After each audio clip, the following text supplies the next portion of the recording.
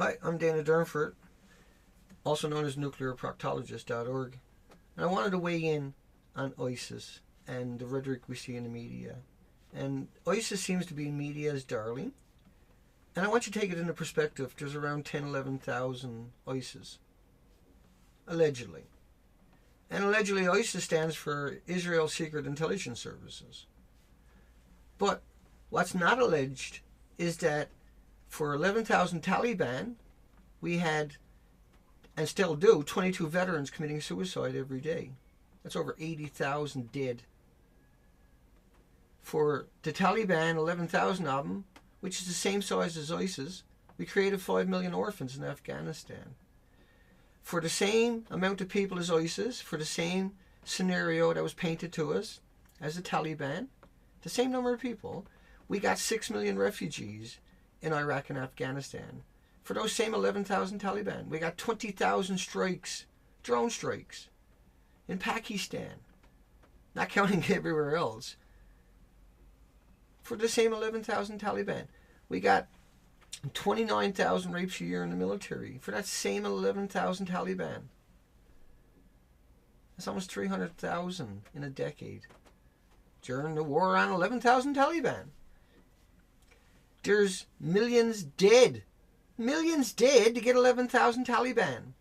And what you've done to Afghanistan, not counting Iraq and everywhere else, is equivalent to coming into Canada to get 20,000 gangbangers and take out the entire country. Take out every bridge, every infrastructure, everything, and replace it with their own system. Take away all the patents in your country, bring in Monsanto, and they get the rights to all the new patents in that country, bring in the corporations, and take over Canada. That's the equivalent. It's no different. Taliban was 10,000, 11,000. ISIS, 10,000, 11,000. Look what they done to the Taliban. And I mean, I'm not even scratching the surface of what they've really done. But you displaced 28 million people. You took away their identity, their social security, their pensions, and everything else. And you claimed there was over 4,000 soldiers killed in combat, but you don't even mention the 5 million orphans. You don't mention the 29,000 rapes a year in the military, 22 veterans committing suicide every day to get 11,000 people. You don't mention the destruction of the entire Ebola, as he should be renamed. Sees no issues in this. It doesn't matter how many soldiers die. It doesn't matter anything. It just matters that there's a war and there's something for you to be scared of. How does 11,000 ISIS or the Taliban equate millions dead, millions missing, millions in refugee camps, millions of orphans? What kind of justice is that? What kind of protection is that? How are you protecting a country or a society when you level it? But I mean, it just doesn't stop. 500,000 is a completely useless number. The entire country is destroyed. All 28 million people in that country have been, every piece of their identity or history and their future has been destroyed. Every building there is shot with depleted uranium rounds. That A-10 Warthog, that's all that shoots is dirty bombs. That's all you've done down there is shoot dirty bombs into that country. If you don't understand what that means, think about this one. 5.5 million rounds a month to get 11,000 Taliban. Every month for 9 years. That's your government's numbers. That's your government statistics saying they need more bullets. 5.5 million bullets to get 11,000. Imagine if you shot 5.5 million bullets in Iraq or Afghanistan. Just think about that. Think about what you've done to two countries is the equivalent of destroying Canada, New Zealand, and Australia for 20,000 gangbangers. It's no different.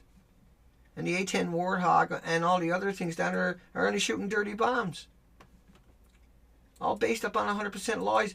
Think about this picture of them getting Osama. That's faked. That's staged. That's a myth. But they put that video out there right across the planet in the first 6 hours. Everybody's seen that picture.